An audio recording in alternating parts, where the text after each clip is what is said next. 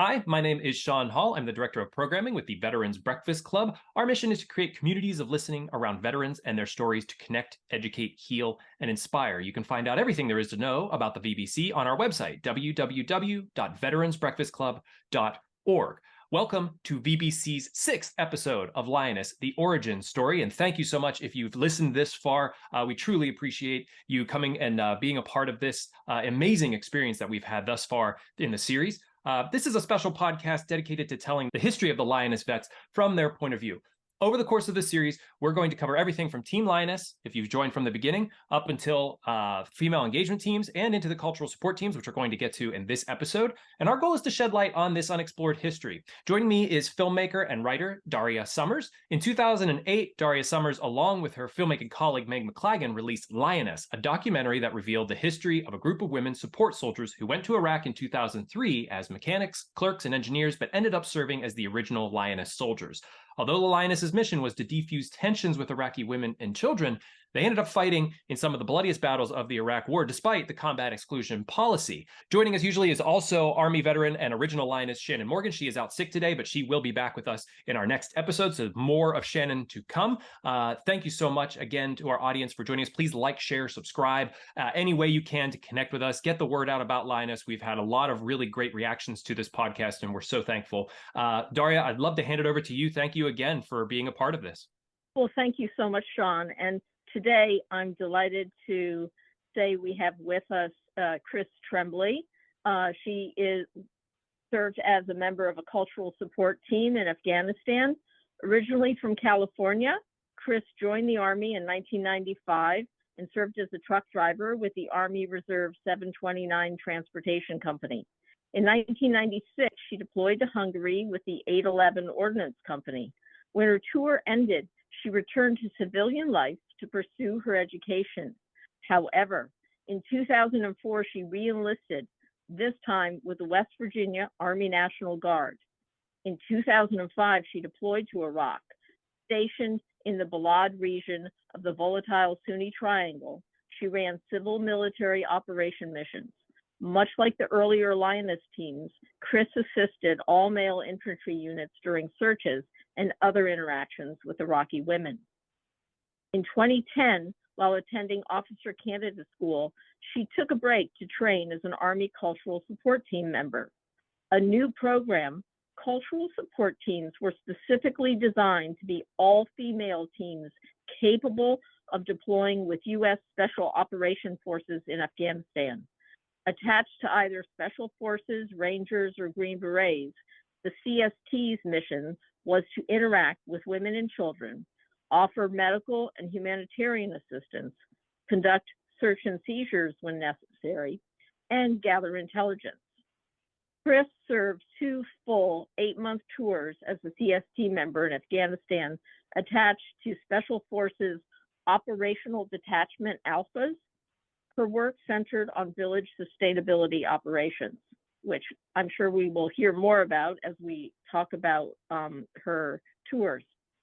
After returning home, Chris completed her officer candidate school and was commissioned as an MP.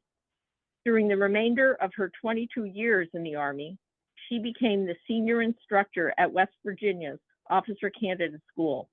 Drawing on her experience as a CST member, Chris contributed her knowledge to the integration of women into combat roles, worked with Congress on the defense authorization priorities for women, and more recently, on post-combat mental health care for female veterans.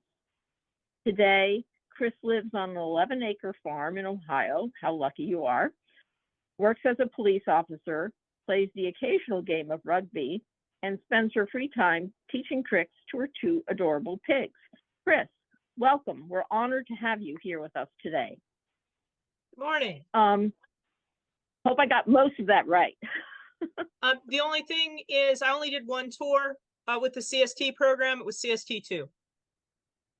Okay, CST2. So when you said CST2, I thought that meant 2 tours, but it was, so you were in the second wave, so to speak. Yes, ma'am. Okay, so got that duly noted and duly corrected. So Chris, help me set the stage. It's 2010. you're in officer candidate school and you hear about the Army's Cultural Support Team program and it interests you. How is it presented and what intrigued you about it? Well, at the time, I was working full time with the pre deployment training and assessment teams, prepping any units going out of West Virginia for their deployments. I came into my desk and I found a packet on my desk for the new CST program. Kind of pushed it to the side, started my day, came back at lunch and found a folder on my desk that when I opened it up, it was for the new CST program, promptly followed by a couple of emails and a visit from my boss. Everybody was excited about it, but West Virginia is a super small National Guard. At any given time, there's only about 4,500 of us. So for the state to get a candidate, we have very few soldiers to start with, fewer females yet, and fewer females who would have been eligible from there. 3 of us looked at it, 2 of us tried out, 1 of us made it, which was me. And it was timing wise about as bad as it could have gotten, because since I was already in officer candidate school, they didn't have to let me come back to it, particularly at my age, because I was right at the upper age cap for officer candidate school. And we had this great officer who was in charge of the MPs at the time, Teresa James, who came to me and said, if you want to do this, I will find a way to get you back in the program. But it's too important. If I was 10 years younger, I would do it. You have to go. And that's actually what got me back into officer candidate school. Is when I did my exit interview, they said, you know, why would you risk not commissioning? I'd been in the Army 16 years at the time. It was really my last chance. And my answer was, why would you want an officer who would turn down a program like this? Why would you want that person as a leader?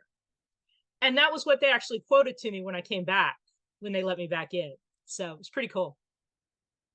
So the key thing from if I'm hearing you correctly, the key thing, like the big attraction was that this was extremely unique opportunity. And I'm assuming that was because you would be working with special forces, and it was a kind of an opportunity that hadn't existed before.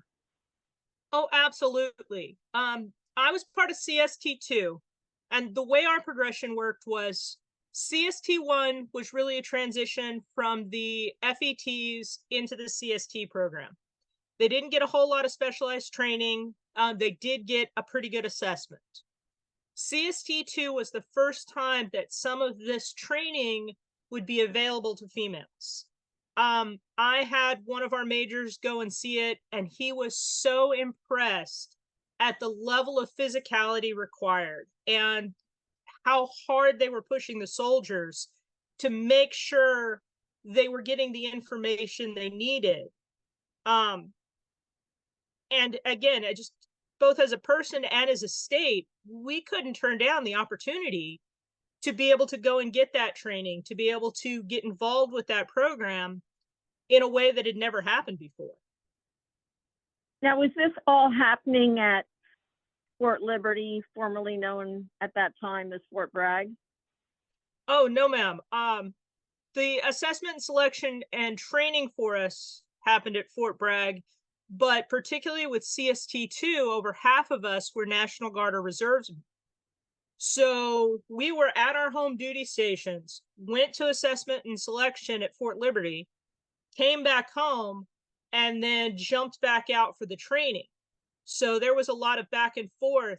And I'll say that was one of the problems for a lot of us was all of our pay, all of our admin still went through whatever your home unit was. So if you were a National Guardsman, they were handling all of that active duty travel that sometimes got complicated since we were working with special operations. Right. So what you're saying is the training and the assessment that did happen at Fort Liberty / the old name Fort Bragg at that time. However, you were going back and forth. You weren't you weren't just suddenly removed and transferred. You were going back and forth. And what does that mean that you sort of lost? I mean, was there confusions about pay or reimbursement and that kind of thing? I got lucky. I got turned over to kind of one of our state gurus. We have the 2nd and 19th Special Forces Group that has a unit in West Virginia, and they immediately took me under their wing.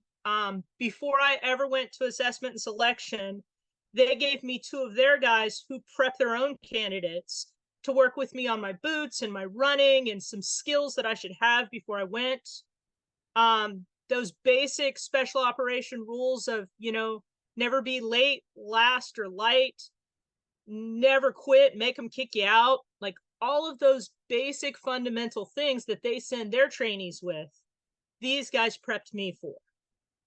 They made sure their admin got with the person who was handling my money and travel because they already knew how to do it. We had some candidates who they didn't get paid for 4, 5, 6 months because their states didn't know how to process things properly. And I was fortunate. I wasn't one of those people. Wow. And so this is just so fascinating. Was the program, obviously it was made known within, as they had to reach out to find the right candidates.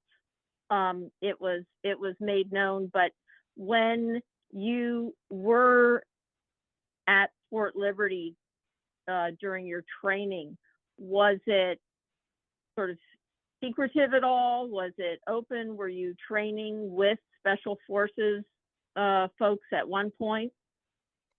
Everything was open. Assessment and selection is on some of the same facilities as the guys do it. As far as on classroom, we got resources. Everything went through the John F. Kennedy Special Warfare Center. So we were getting some of the best resources when it came to some of our training. They would get us the same trainers for the same skill sets as the males had. They brought in guys who were on home station, who were part of ODAs, to be able to kind of familiarize us with what their expectations would be and how to fit into their teams.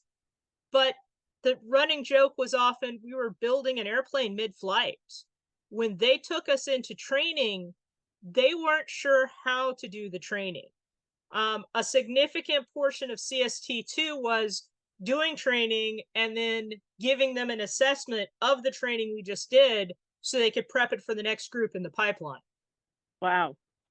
So they were learning on you as they went. They absolutely were. And I mean, in some cases it was awesome because we were doing things they didn't know we needed to know. So a significant part of the CST program has to do with being able to talk to people who maybe don't want to talk with you, and getting them to act on your behalf. So one of the things my class would do was what we called CST games, which was those of us who weren't naturally people person, we would go out to a mall or a shopping center and go to those places that had free samples and compete to see who could get the best free sample for the day, or who could get a clerk to do something without them knowing it, like put their hands up and turn around in a circle, but thinking it was part of the shopping process. So we were learning some of those psychological skills from our sisters who were coming out of MISO and PSYOPs programs. We were learning some of our fight training and tactical skills from some of our girls who had come off of Team Rock and different Gracie Jiu-Jitsu programs. Just everybody came into it with the idea of, we have no idea what we're doing, so we've got to do for each other. Okay, so let me get this straight, because this is utterly fascinating. You would part of your practice, because I know that in the notes and in some of the literature I've read, it says you were working on on cultural differences and how trying to sort of refine ways that you could draw out some of the Afghan women and overcome cultural barriers. But in terms of the interpersonal aspects of everyone sort of getting on the same page of how you can relate to other people, some of your training, the lab work, so to speak, required going to shopping malls? No, it wasn't required by the program. It was things we No, put but together to train those of our members who didn't already have those skills. Like at the oh, time, I wasn't a real people person, and I okay. hadn't spent a great of time with a lot of women. So one of the places they loved to send me for free samples was Sephora's. So that I was having to interact in this really heavy female environment, addressing topics that I hadn't spent a lot of time with, so that I got those skills down to be able to translate in theater. And I'm assuming from the way that you're telling this that it actually made a difference. Oh my gosh, yes. Um, if you can walk into a high-end women's makeup shop in a pair of flip-flops, cut-off jeans, and a Jack Daniels hat, and talk them into sending you home with $300 worth of free samples, you can go to any room in the world and move through that room. That's fantastic. One of the most great stories I've heard in terms of training, and also how effective it was. And so my next question is, from the time that you began training, your CST training, how much time was it until you were like, okay, this is your team, you're flying out? So from the time we completed assessment and selection to the time we deployed was a little less than a year. A little less than a year. So the training was often on while you were also continuing to do your regular job with the West Virginia National Guard? So the way it worked is they brought us in for assessment and selection. We came in 2 phases, the Guard and Reserve phase, which was mine, and then they sent us home after they selected from our group. And then they brought in an active duty phase, selected from their group. Then they brought us back in and we went down to Benning to do that necessary pre-deployment things that are always required by First Army for people going in theater. Then they kicked us back Right. home, and then they brought us in and we did our assessment, our training through SWIC. And so for that training through SWIC, we actually were in the schoolhouse. We did combatives 3 days a week. We ran 3 days a week. We had individual classroom training on, picked up a little bit of Dari, a little bit of Pashto, cultural understandings, some Islamic background, understanding of the individual ethnic groups in Afghanistan, just all of that basic information, while also working all the tactical information we would need to be able to incorporate with the teams well. So it just was all of that, all different sort of kinds of educational and preparation before they sent you over. And so when did you go? So I went in 2011, and I'll say that training was really lucky for us because we were the first group, out of those FETs, out of CST1, we were that first group who actually got the training that we needed to go into theater. Everyone before us, it's really amazing where we were able to see success because most of them were sent with a, hi, you're a girl. That's the requirement. Please go here. And they didn't get the training. They didn't get the prep work. They didn't get the information. They were just having to succeed out of their own skills that pre-existed. Why do you think they didn't get the training? Nobody thought of it, or there was no time? Well, the programs were often ad hoc, and there was always a belief that we just need this for right now, but it's not a thing we actually need. So it wasn't until those people were constantly providing successes, were constantly providing useful things, that special operations stepped up and went, we want that, but we want it done right. Prior to that, a lot of those folks were associated with conventional units who weren't willing to think outside the box of, if we had women directly working with our combat units, what would we do with them? And special operations, with that natural skill they have of thinking outside the box, went, okay, what would we do with them? And then how do we want them to be able to do that? How do we pre-program success, just like we would with our male operators, with our, MISO folks, with our civil affairs folks? How do we create the best tool for us to use? What's interesting about what you're describing is that, so at this point, still 2010, the combat exclusion policy is still in place. You're not being assigned, you're being attached. And so there was a Marine we had on earlier who described it as sort of, you were half in and half out. They were always figuring how to use women and draw them further into the performance of whatever the mission was, but at the same time, it's like nobody could ever admit that you had 2 feet in because of the combat exclusion policy. And so I'm getting some sense of that playing here as well. No, that was absolutely a thing. As a matter of fact, Ashley White, which was the first CST to be killed in combat, died on CST2's tour. And there was a teetering moment where there were discussions of pulling us all out of the field, because the congressional hearings would bring up the fact that she was in too much of a forward environment, in too much of what would be considered a combat environment.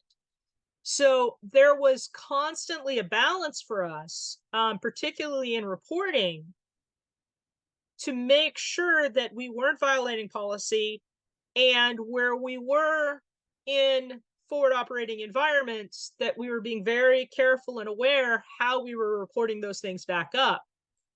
And as it was, we stayed in, and the CST program went on for years and years after that.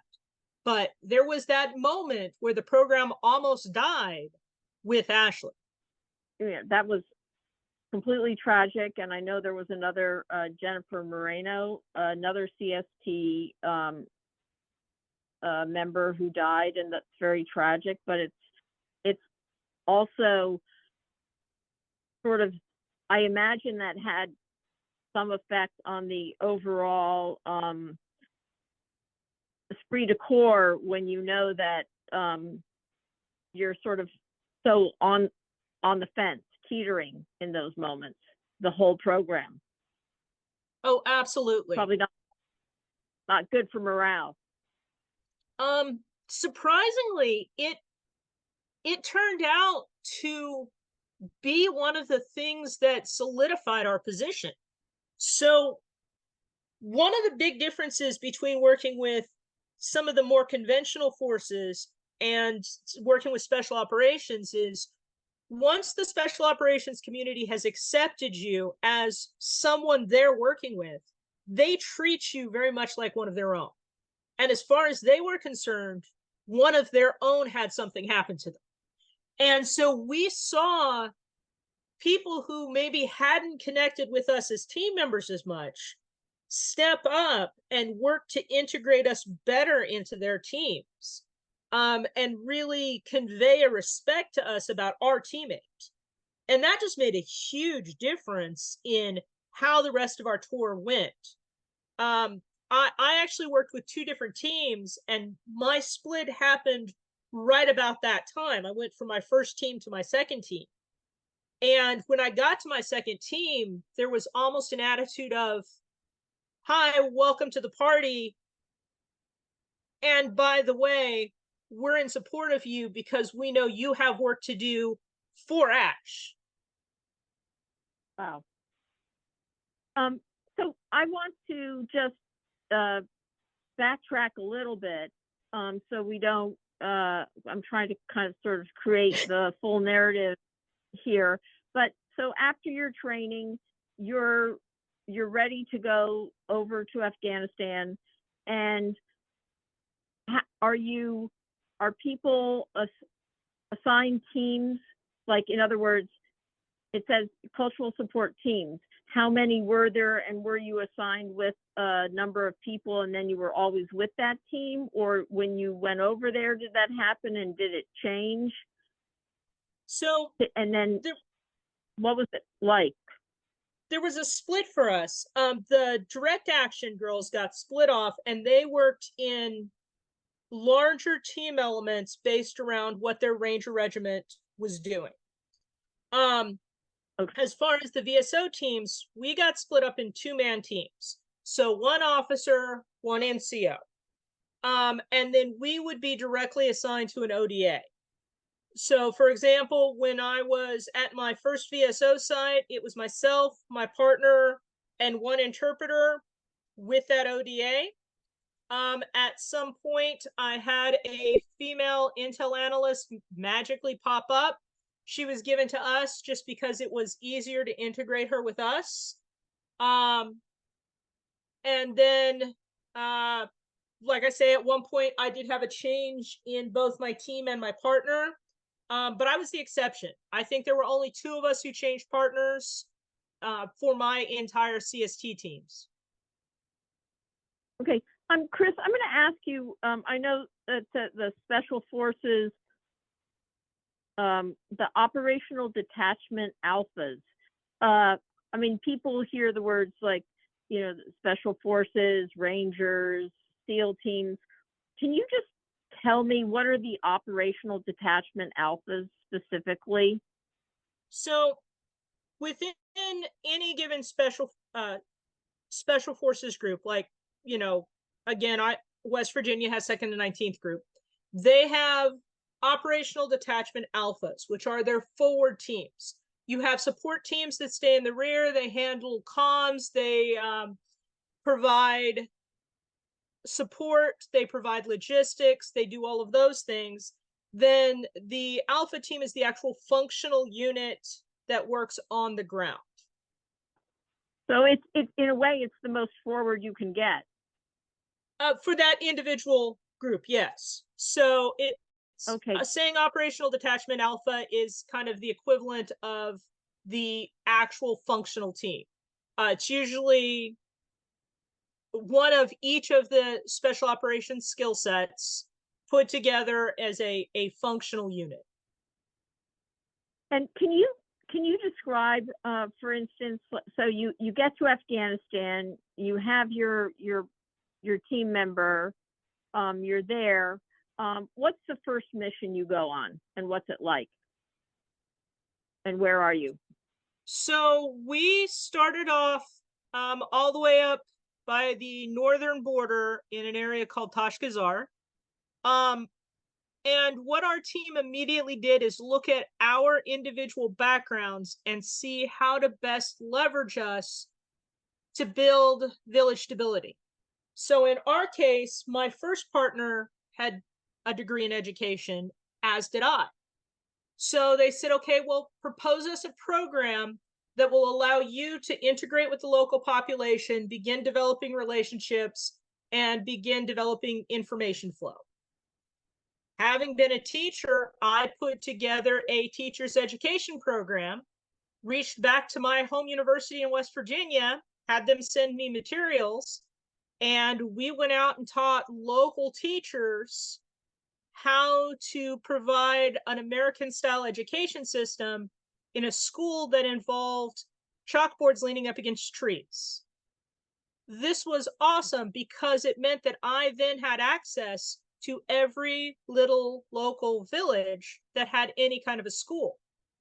And everywhere I had access to, my team had access to. It gave me an opportunity to build relationships with people so that if there were threats in the area, those people felt comfortable coming and telling me so that my team could react before an incident as opposed to after.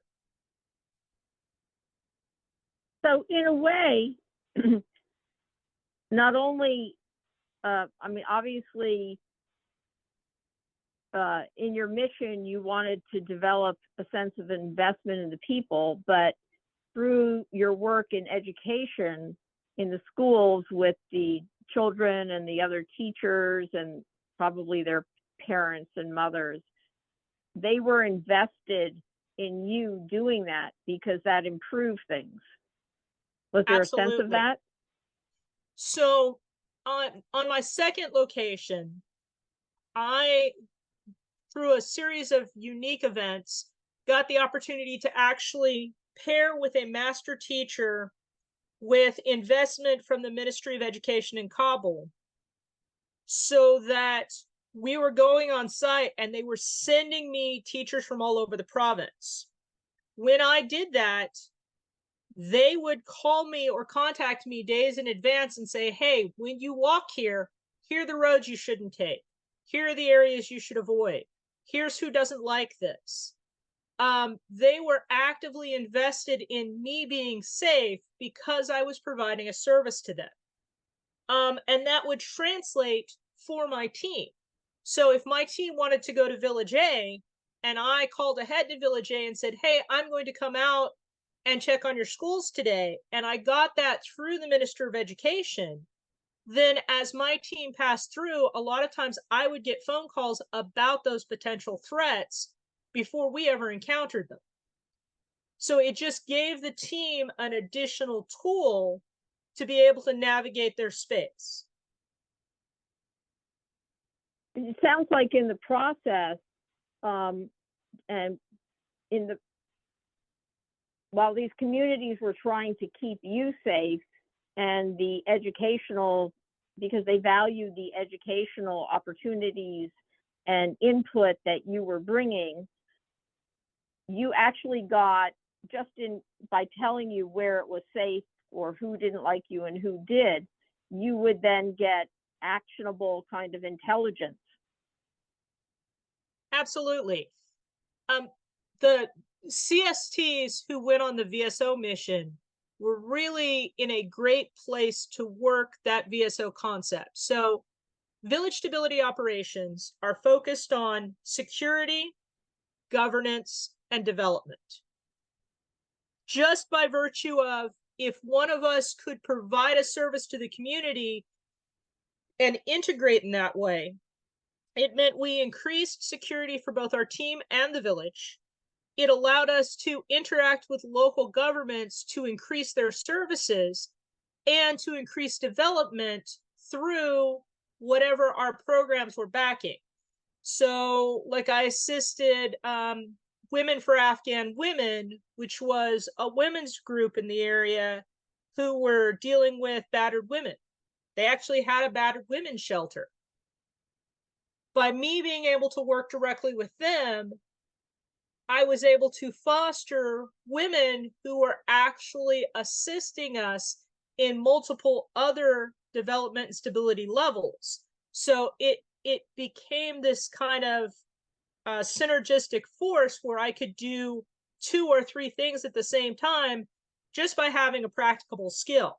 And we didn't all do it through education. We had one girl who was a professional hairdresser and makeup artist. That's what she did. We had a girl who was a cheerleader. She worked for the NFL.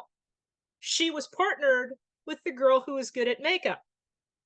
And those two ran beauty programs that allowed them to integrate into the community and develop those relationships based on their skills. We had someone who was a brilliant mechanic.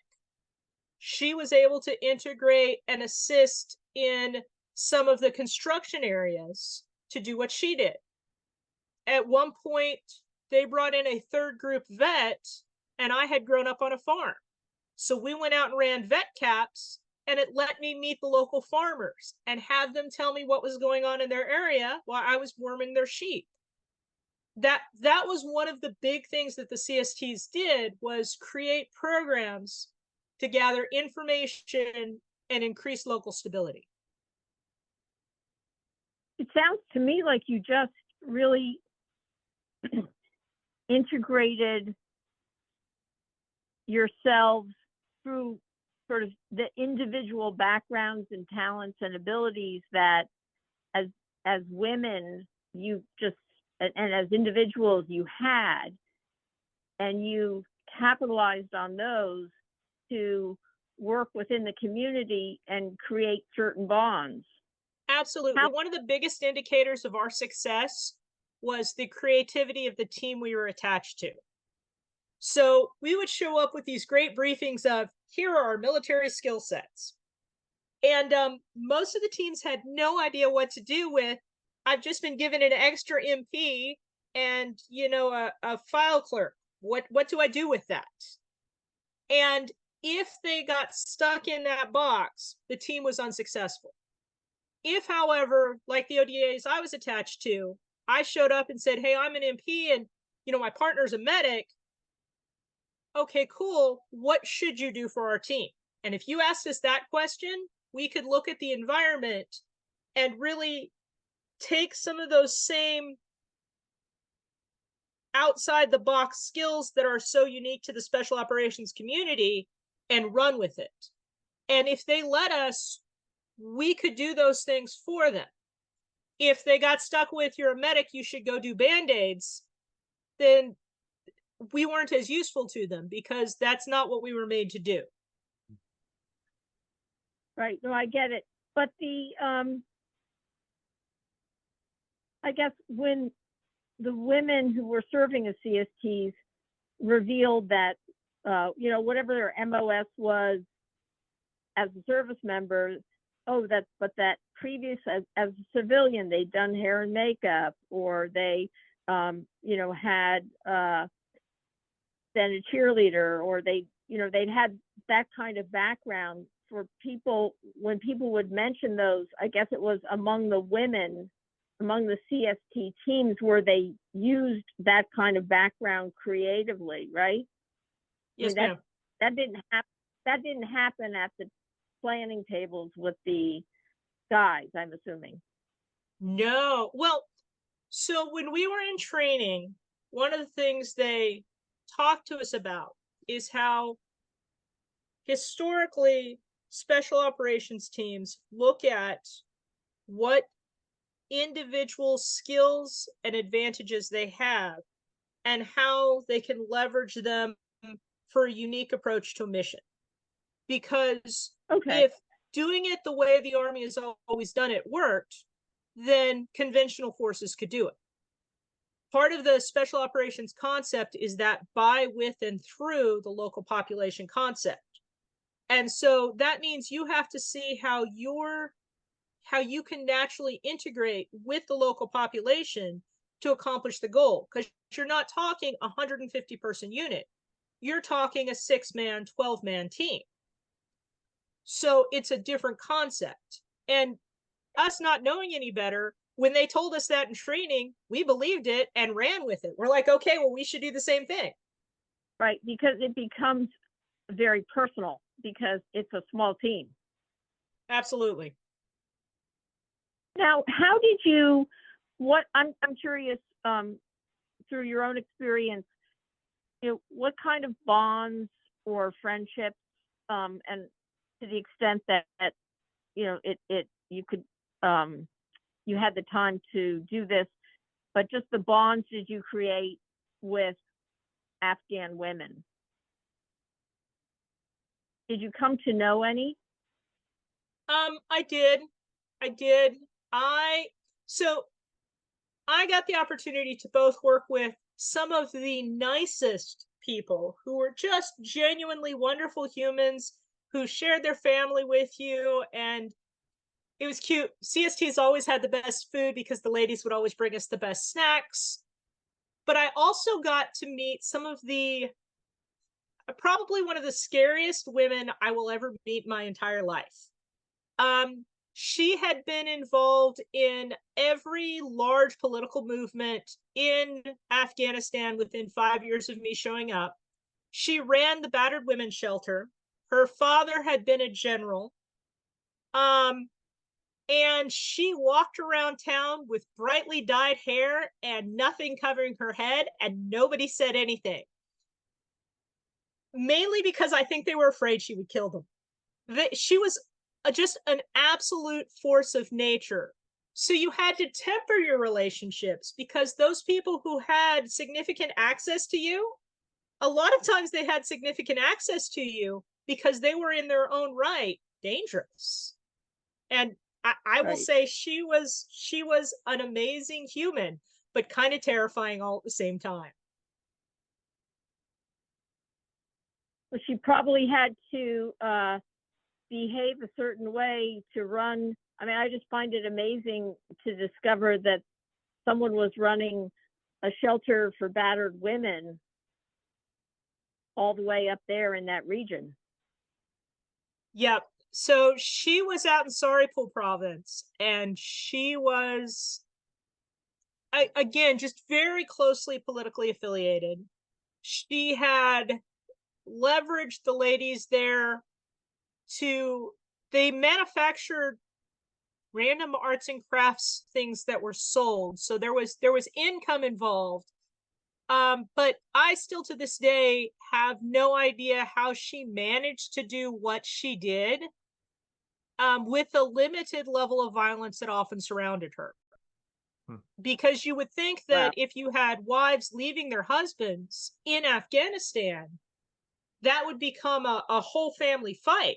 And somehow it just didn't, which I think may speak to her being more formidable than even I knew. Right. And probably her lineage as the daughter of a general helped.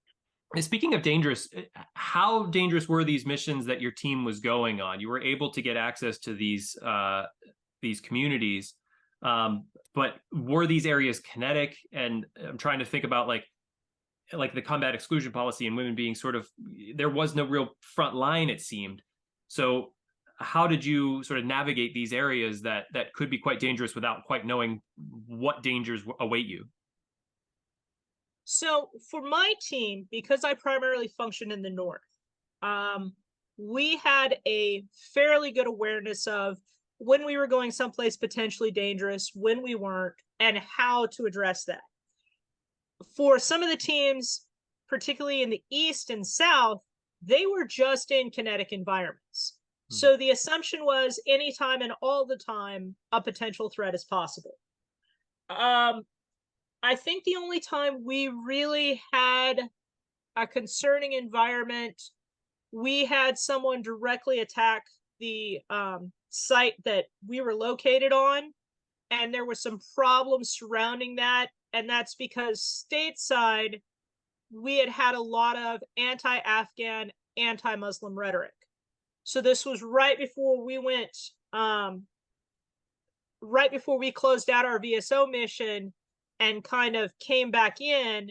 And of course, when we did, that was where you had the bombings all over Afghanistan due to the Quran burnings in the US. So that was the very dovetail of my tour. But for the most part, threats were always, in my area, these really arbitrary things. Like I can remember going into a house with just myself, my partner, and two other individuals, and the gentleman telling me that, well, we would kill you, but your team's up the block and they would probably level our house. So, hello. Okay, good to meet you. Hi. And we had a great meeting and many good things came out of it. But it was this implied threat that often didn't materialize. Again, in the East and the South, it wasn't like that. They were very kinetic. You're on the border of Pakistan. You've got, Pashtunistan area and the sensibilities that surround that. And I fortunately wasn't in that location. So, Chris, just to get a larger sense, so how long you did have a base camp up there where you could return to, am I right? So we could go back to like Mazari Sharif if we needed resupply or materials. In our Okay. first location, we were co-located on a fob with the Arbakai, which is the Afghan local police, kind of. And at our second location, we literally lived in a compound in the village. There were one platoon of infantry, my special operations team, the two CSTs, about 5 interpreters, and 2 civil affairs guys. Okay. Now, so, and this period that you were up there covered about 8 months. Yes, ma'am. What was the hardest mission, or the most, whether it was a singular mission or a very difficult period when conditions made it slightly harder? I think one of the great difficulties was that sometimes you would be gathering information from someone who, if the people they were speaking of put 2 and 2 together, you absolutely knew that that information would cause them to get killed. And you also knew you weren't going to remain there long enough to see if that's what happened or not. So you would receive actionable intelligence, push that back out so that your team could action it, knowing that at any given time, that could cause the person who gave you the information to be killed. And you would never know. There was no way. Would a person who was giving you that information generally be male or female, or both? Generally, at least for my team, it was females. So that could not have been pretty if it went south for them. No, I would suspect it wasn't. And it was always hard because the thing that made people likely to talk to you was their trust and confidence, and in part the fact that they thought your presence there was increasing their safety, when in fact the information they were giving you may be actually increasing their risk. And the way you're receiving the information is forming a relationship with them, building trust with them. You're talking about your family, they're talking about their family. You have all of those things that come to create that moment of trust. And then they're going to give you information that could result in their death. I can only imagine that must just have been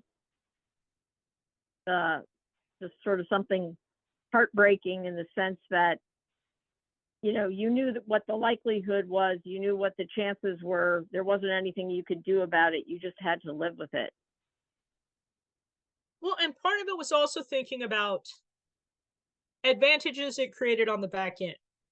So because we valued women in some of these communities, even if we increase the danger for some of the individual women, we often decrease the danger for the group as a whole because we created value for them. These were folks who the international community hadn't particularly valued. So there was no reason for their local men to value them, when all of a sudden the fact that they were treating their women well, or in my case, they were using their women as educators, then got something for their community, which made those women have more value within their community. So it could be harmful for one, but help another 300. Would you say that the educational materials, the action on education that you brought them, whether it was through teaching materials or teaching itself, was one of the most powerful sort of influencers in that regard? I know that the increased role of women in education really paid back in dividends. So in the Afghan pullout, where you had Afghan women who were suddenly scrambling to try and get out of the country because of the increased risk of, the Taliban taking back over. The women who were most able to get out of the country on their own and find gainful employment and forward movement on their own were women who were coming out of educational communities. So I know I Got talked it. to a family, and there were 3 women who were college educators there who actually were helping their father and brother, who were manual laborers, get out of the country because the women had the educational skills to write the letters asking for help. They knew how to communicate those things. They knew how to do the research, which would allow them to transfer any credentials they had and earn new credentials in the countries they went to. I know some of these women went specifically to Canada and England and were very able to transfer over some of their credentials. I had some come to the US who, again, were able to use those to get into teaching at the community college level because of the way the community college degree requirements work. Well, that's really fascinating and very impactful. Were there any women who you had actually met as a CST who you either heard about or knew made it out? Not my women personally. I worked with Right. multiple team members who helped their interpreters, the women who had helped us as interpreters, help their individual interpreters get out and really Well, help those families who had helped us while we were in country.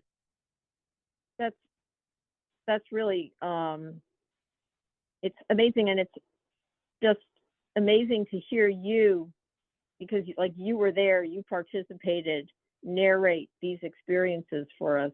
I mean, it really means so much because I mean, I think just for myself as someone who's reading the materials and talking to people who know about all of this sort of secondhand, to hear it directly from you is just incredibly meaningful and eye-opening. And I don't want to lose track though of asking about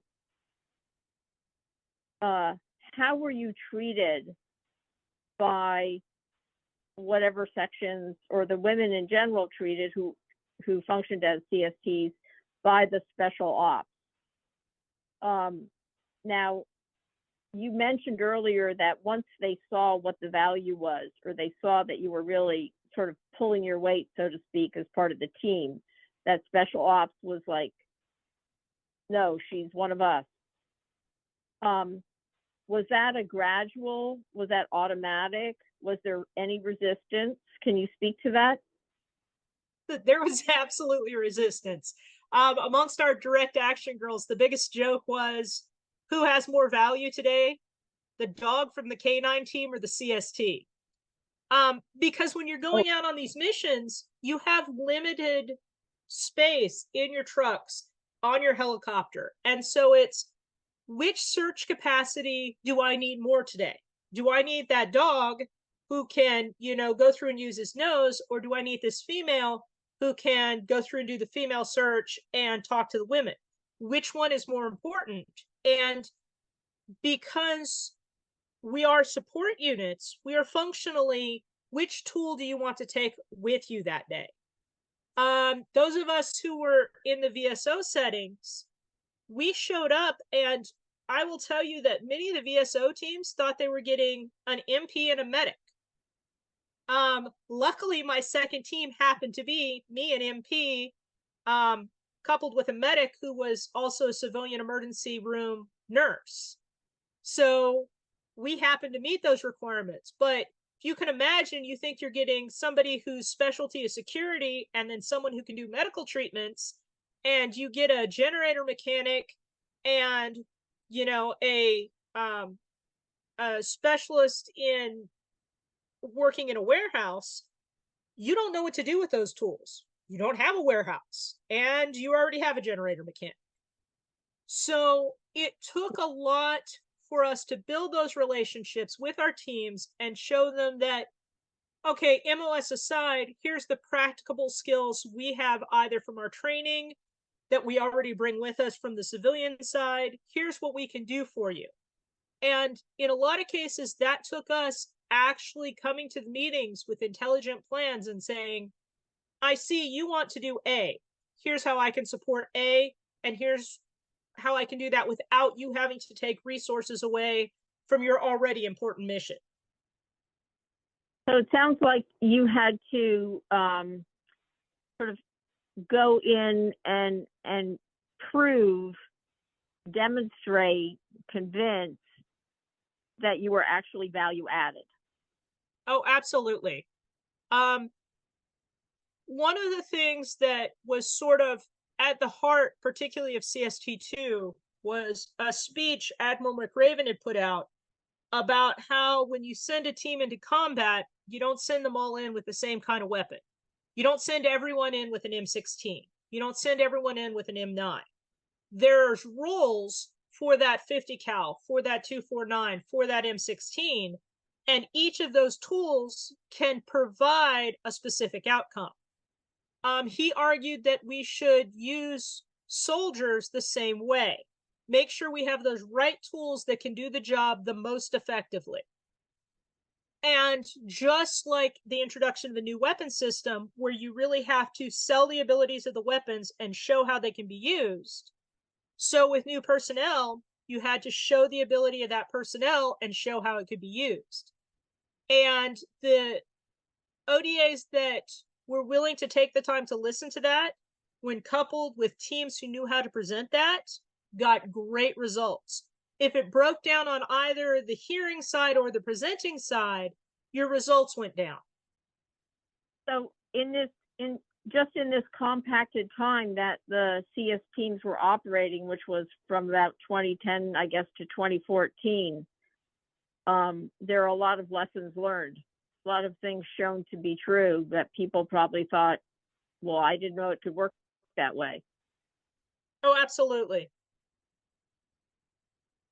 I have I made note of something that one of the policy briefs on CSTs, the after studies that was done on women and international security, and they said adding women CST to special ops opened up 70% of the population in terms of like information and access, giving them increased access to intelligence and understanding of the operations that of the populations they were operating in. And everything you've said basically supports that. I mean, I can't measure the 70%, but if the policy brief is saying that, that sounds huge. So I'm guessing that in retrospect, you made a huge difference, the CST teams. I know there were multiple times where we could see demonstrable impacts on the mission. Team would say, we want A, we would get them A, and the team could do what they wanted. Now, I have every faith, having worked with these guys, that they could have gotten the results in a different way. But they maybe couldn't have gotten the results in a way that produced as good a result for as little cost or damage. And that was really what we were there to help with. Right. How many instances did you find of where, did you find that sometimes men would be more comfortable talking to you? The Afghan men would sometimes be more comfortable confiding in you or a CST team member rather than a male soldier? Oh, absolutely. Both in Afghanistan and particularly when I was in Iraq, my ability to gather information in casual conversation, particularly amongst very conservative Islamic men, was high. Because if you understand the cultural rules, you're able to use those to get information. And here's a perfect example. In Iraq, I had a group of men roll up to my gate that I needed to keep there for security reasons. I needed them not to leave, but I needed it not to be a fight. So I went and grabbed snacks and I passed out those snacks. And because of cultural rules and because I was a woman giving them snacks, it would have been incredibly rude for them not to eat my snacks and drink the liquid I was giving them. I think I gave them water. While I was doing that, I started talking to their leader and complimenting him and then complimenting his men in front of him, which meant he had to show me that gun that that guy had. And he had to tell me about that fellow's grandson, because to not do that would have been insulting to his men. Some of those same rules applied in Afghanistan. If I understood the cultural waters in which I swam and I obeyed the rules, there were often times I could force the locals to obey those same rules. I'm sorry, but as you're describing that, I keep thinking back to, I mean, because to me that's just like amazing. Like, Absolutely. I mean, it seems so simple, doesn't it, Sean? I'm sure On it the was one anything hand, but yeah, it's well, specifically but just the to learn the idea, culture. yeah, but the idea that if you're with another group of human beings and you offer them food and drink, I mean, that's a kindness. That's like a peace offering. That's something. That's like a greeting that says, you know, I accept you. I give you this offering, and you know, and so for that moment, you don't know what'll happen afterwards, but for that moment, you're in this ritual.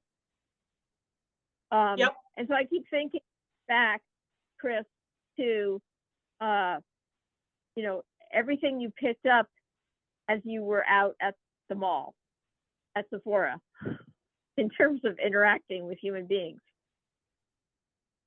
It's anyway, your experiences are bookended by these incredible sort of like learning and then enacting of what you learned.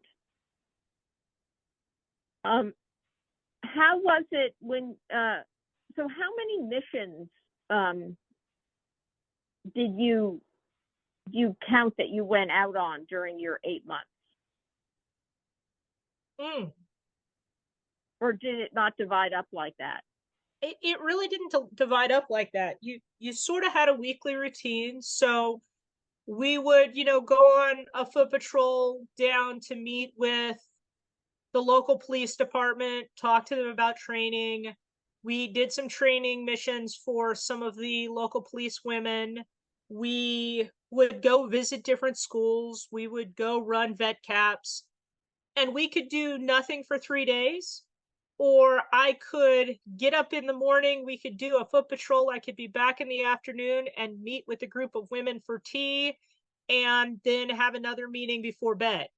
Like it really was this fluid, responsive situation. Down to, I remember one evening we had all settled down. I was getting ready to kind of go to the gym and wrap up for the day. We got a call from a local important individual inviting us for dinner. 5 of us went down there, had dinner with him, and it was able to produce significant results for something that the team had been working on for months, just because we could go down and have dinner at someone's house. Turns out his daughter wanted to grow up to be a teacher, and he wanted to put her in a room with us so we could introduce her to the Minister of Education. There was no prep, there was no warning, and it wasn't a big deal. But it produced a result because we were in the right place at the right time. Right, and you had already accrued some identity as having value for that purpose. You had built up traction and credibility with the community. Oh, absolutely. And everyone talks about everything. Right. I was unaware of how many people knew we were there and what we were doing, and it would produce both good and bad results. I hit my first location, was there a week, and they had sent 8 women to Pakistan to learn to be suicide bombers so that they could specifically target my team and blow it up. I got to my next location, had been there less than a month, had a random woman walk up, knock on the door. She was an American woman who had been moving in Afghan political circles for a year and had access to every single person I would want access to. She's the one who built my relationship with the Minister of Education. Neither of those were things I sought out or did anything to achieve other than exist and have locals talk about me. Wow. So I can only imagine that the special forces guys that you would then return to and say, hey, I made this connection, this happened, that happened. They must have been, all right, this is great. They must have loved it. My team particularly, yes. I would come back and go, I got this thing, and it was cute because whether they necessarily believed it was actionable or they thought, okay, that might have been a crazy lady, they would say, okay, do something with us. Let us know what it's going to produce.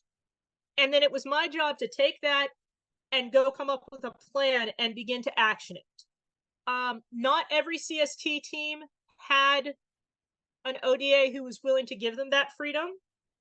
I fell in with a good team, super open-minded, particularly the Alpha. He had not had a lot of experience with women before, but his answer was, I'll try anything that gets me results. We got him results. Right. He ran with it. Right.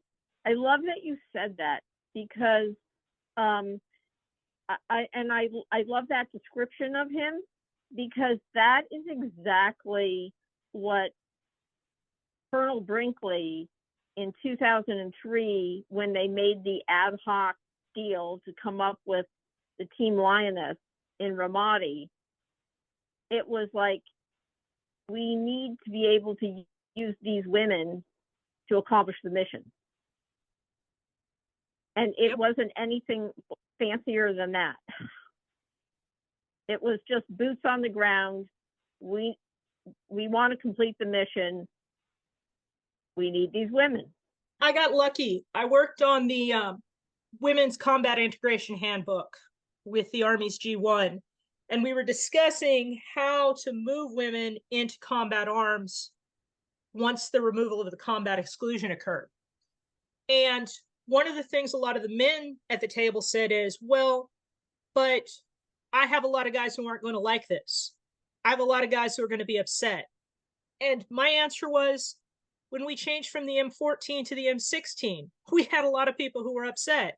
They didn't like the changeover. They made fun of the M16.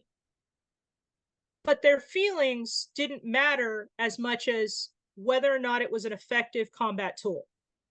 Mm-hmm. And so looking at it from the same way we look at everything else in the military, taking those feelings out of it and really looking at what does this do for us financially, tactically, and functionally.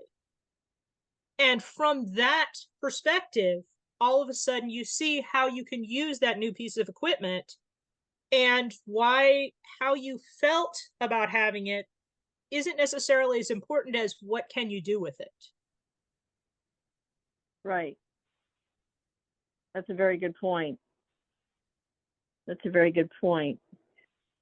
When you're, I want to ask, when your 8 months came to a close, now the special ops that you were working with, their time there, it didn't coincide. It wasn't 8 months like yours, was it?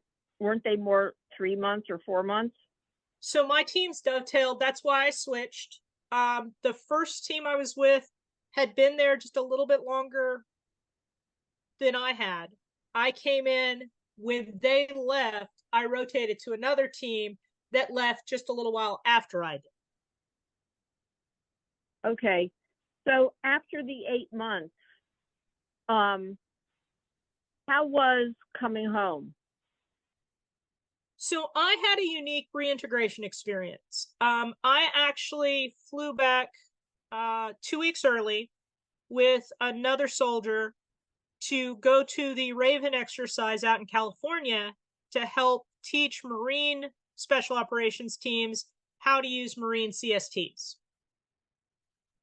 So we left theater, got back to Fort Bragg. We're at Fort Bragg like a week, and then immediately flew to the desert in California and pretended to be in Afghanistan, which was an amazingly good time. Because those guys had never seen creatures like us. So, like, we got there and showed up and they said, "Where's your tent?" We said, What tent?" "Well, where are you going to sleep?" "Where do you sleep?" "Well, we sleep in this building, but we can't have females in this building." I can't lie. We bought a tent, but we bought the brightest pink tent we could, put it right in the middle of their outside. That lasted 2 days, and then all their males were sent to sleep in tents outside next to our bright pink tent. We got to the second team we were training, and they had heard the pink tent story, so they didn't ask tent questions. They said, "Well, where are you going to sleep?" We played the same game. They're like, "Well, there's no room in this room." We're like, "Oh yeah, we can just sleep under the cots." So us and the canines slept under the cots. I'm pretty sure that one of those Marines did not change his underwear for a week for fear that someone would walk in on him naked. Like it was startling for him. Wow. But the training was excellent. They had Afghan locals who, it was just like being in Afghanistan for us. So kind of same personality traits. We already knew how to do it. And it gave us a real opportunity to show, here's how you use the CST teams before they had to figure it out in theater.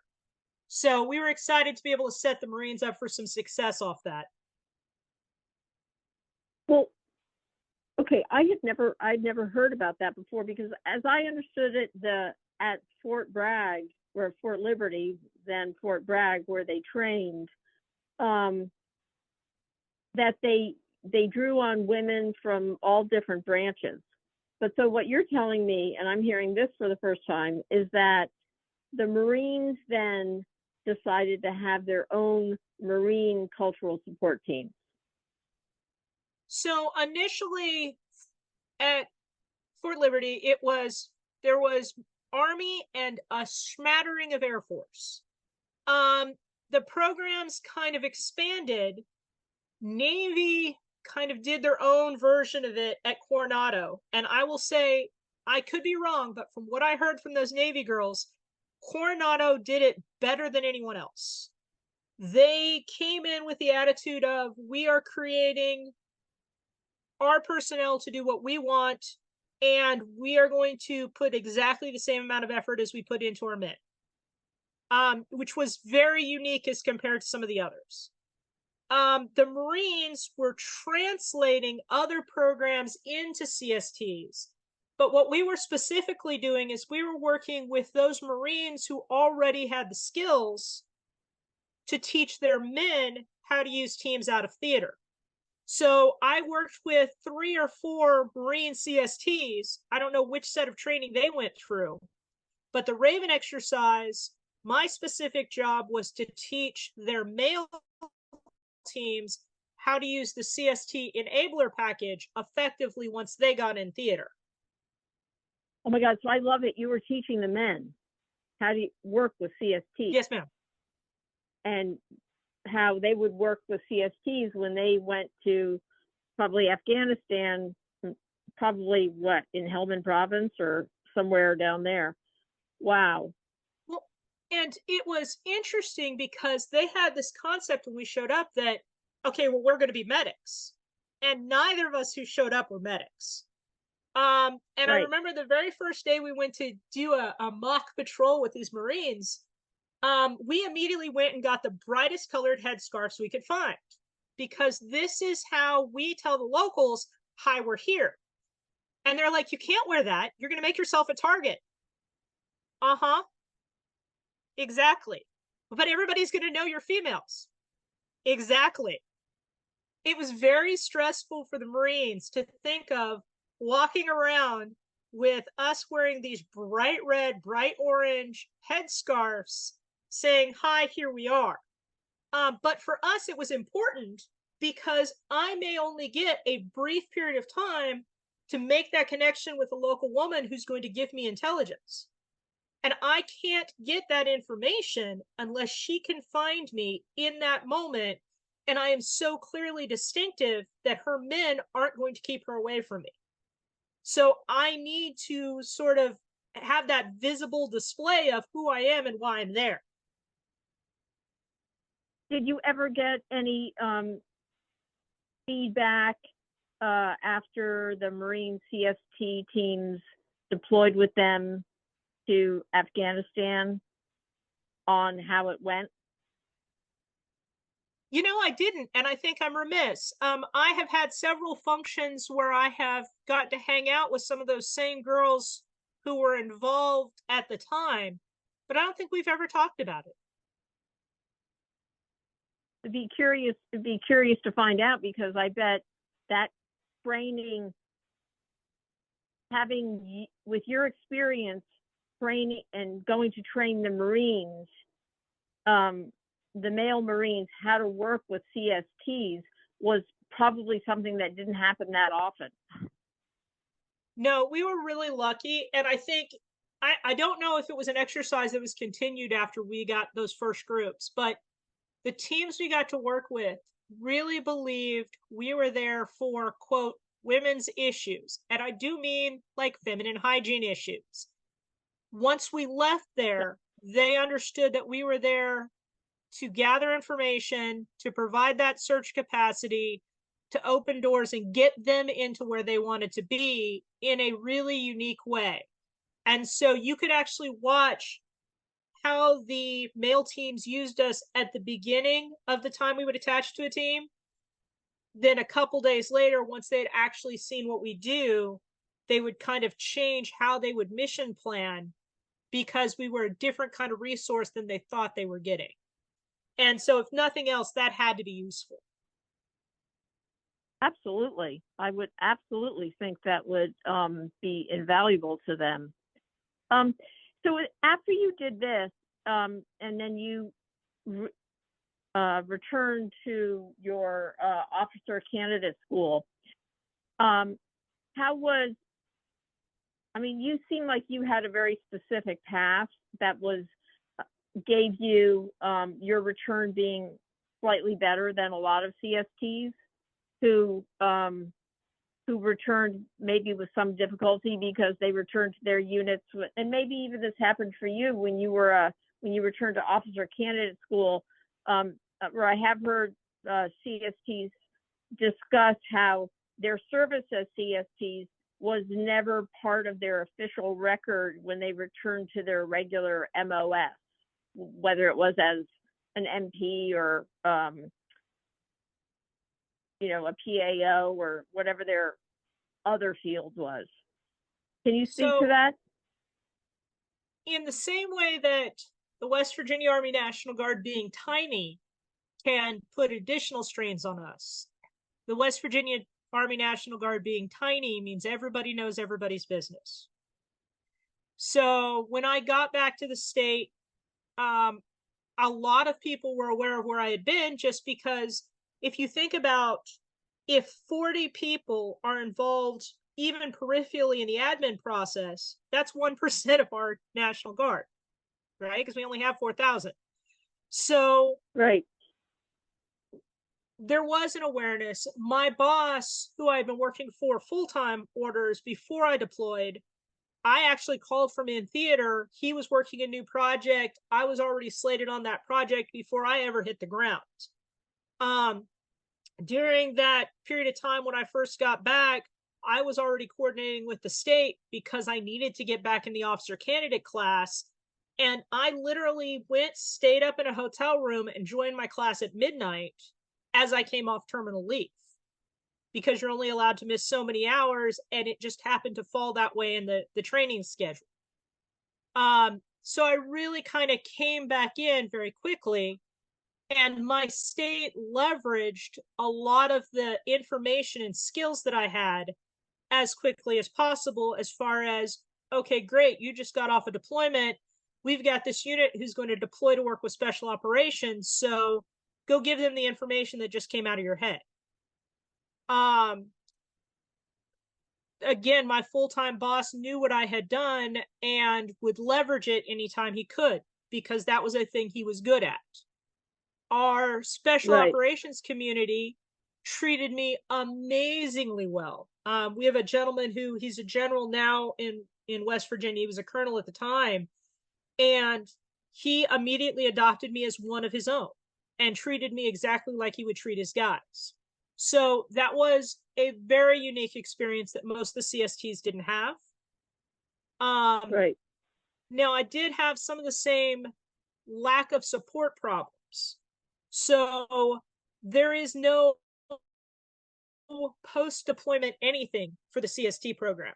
Hi, congratulations. Thank you for coming home. Give us your stuff. Go away now.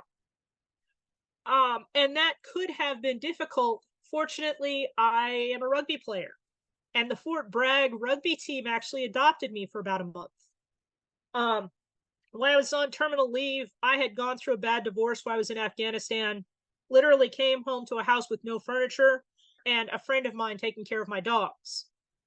Fort Bragg rugby team adopted me, got me out on the pitch, actually kept me there for an extra 3 weeks while I was getting everything sorted out at home, gave me that community. So when I reintegrated, I was coming from a place surrounded by, 40, 50 really supportive teammates who all understood what it meant to be in the military and be deployed.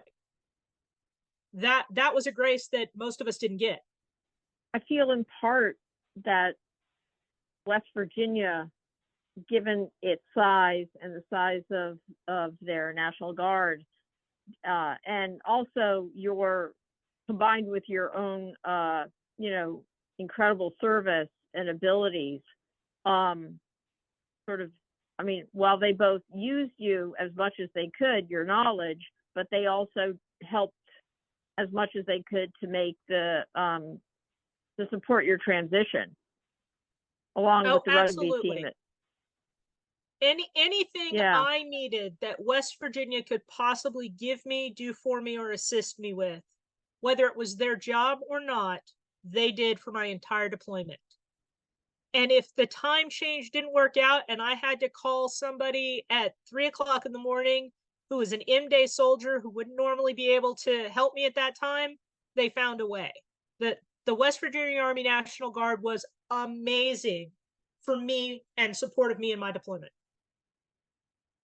So I guess, and I've heard this in a lot of different stories from women who have returned, whether they be lionesses or women who've served in different in combat capacities in Iraq and Afghanistan, that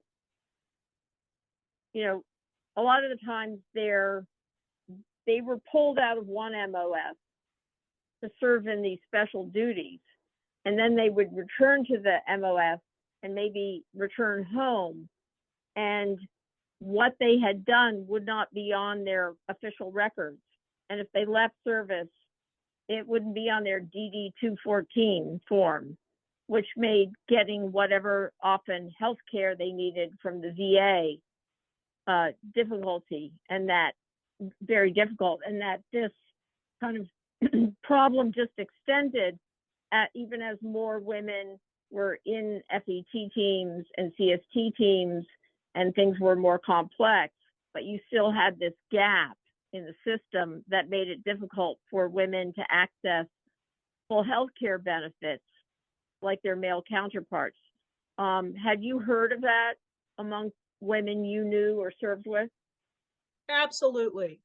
One of the big things we've talked a lot amongst the community about is that, one, what awards you received at certain times are often used as part of the evaluative criteria as to what you were doing. So if you're part of a conventional unit or you're assigned to a unit, very often if you're directly shot at, you may receive a CIB if you're infantry, or a CAB, the combat action badge, you may receive those things. However, your unit has to put you in for those things. If you're attached to one unit, then loaned out to another unit, who then details you to another unit, that paperwork doesn't happen. And so based on the military's criteria, there's no documentation that that experience ever happened. Because it's second, third, fourth order effects that don't trickle back through the paperwork. That was huge, particularly for women who did have injuries, who did have PTSD coming out of direct combat experiences that were never documented on paper, because a lot of times their units really couldn't, or they ran the risk of running afoul of the combat exclusion and being outside of policy. Very simple things that normally would be documented because it gets documented for the whole unit. For example, when, I went to Iraq, everything that was awarded to the unit is awarded in a big list of all the names, and then the information is at the top of the page. Okay, that's different when you're on a 2-man team attached to a 6-man team, attached, under the command of infantry, that you're several orders of effect out. And that was significant.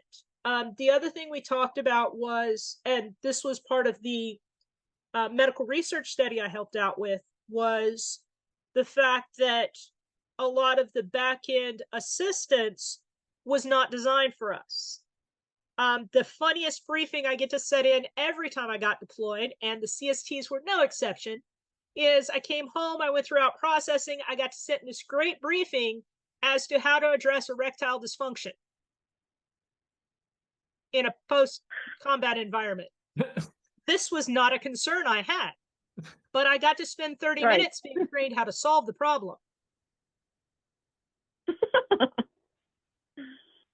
Oh boy. That is one of the unique things about my time in the military, is when I joined the United States military, and I kid you not, women were required to go in and shower a certain number of times a day on every field problem because, and I'm not kidding you here, women on their menstrual cycle could attract bears according to the manual. So if I was on a field problem in the desert in California, I had to go shower so as not to attract bears. The Army has obviously come light years since the bear fear. But believe it or not, when we talked about the Combat Integration Handbook, that particular policy actually came back up, and I actually had a male officer who was concerned about integrating women into his infantry because bears. Unbelievable. Oh boy. I hope you got that struck. Yeah, that did not make the final cut of the handbook. In fact, the bear fears were resolved, and we think we're safe now.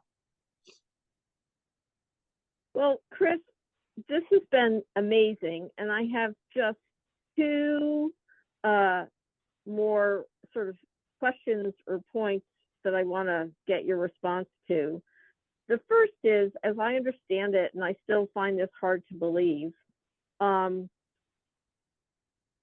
there's not an actual pin. I know this from speaking with all the women, who I know who've served as Lioness, which actually includes you, because you served in that capacity to some extent during your tour in Iraq, whether they called you that or not.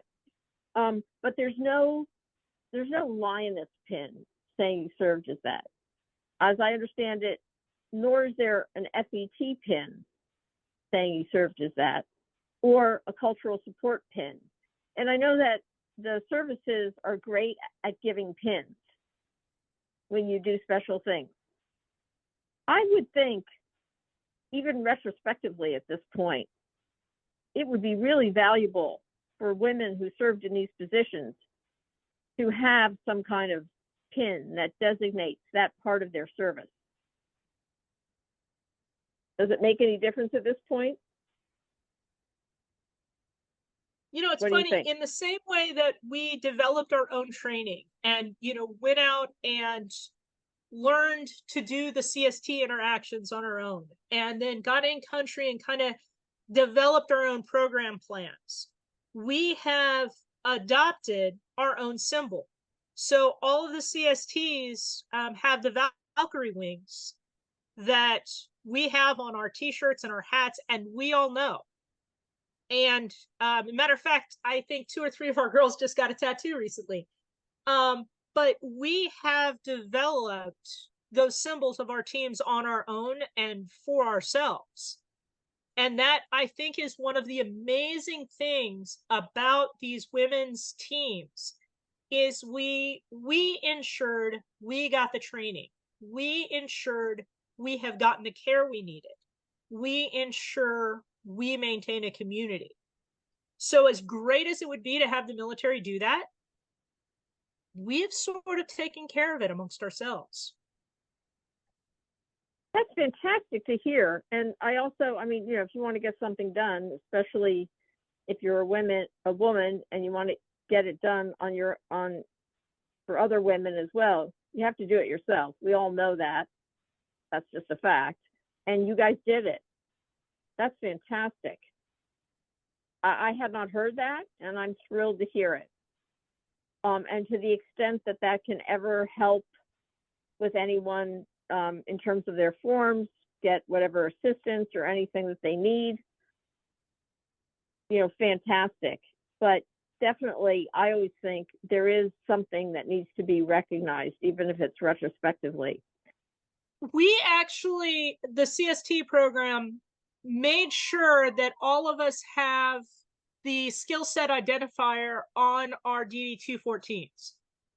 It's called a PDSI, and I believe it's a 5 kilo, I think, and it identifies us as a member of a CST team.